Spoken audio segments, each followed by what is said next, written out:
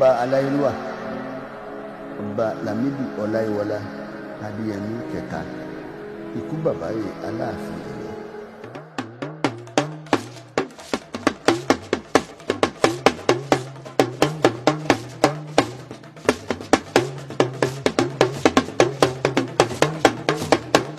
Kábíyèsí, ǹjẹ́ ẹ lè sọ ìtàn tó rọ̀ mọ́ ìlú Ọ̀yọ́ fún wa láti Ọ̀yọ́ ilé tó fi dé Ọ̀yọ́ Aláàfin?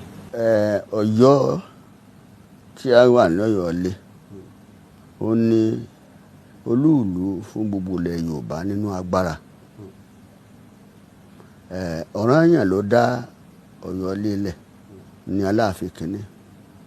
Nígbà tí ó bẹ̀rẹ̀ ìjọba rẹ̀ kò sí àríyànjiyàn ń bẹ pé ìkan nínú àwọn ọmọ Oòduà ọ̀kan bí l'Oòduà bí ọ̀kan bí ọmọ méje, ìkan ọmọ méje tí ọ̀kan bí ní Ọ̀ranyàn.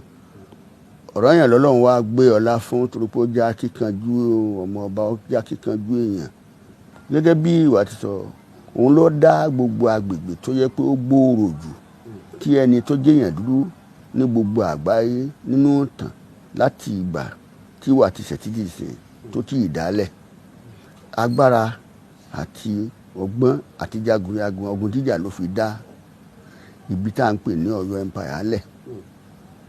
Nígbà tó dálẹ̀, àwọn tó àlá tó dé agbára lé lórí Ifẹ̀, Ìjẹ̀bú, Oǹdó, Sábẹ̀, Ìjẹ̀ṣà, Òwu.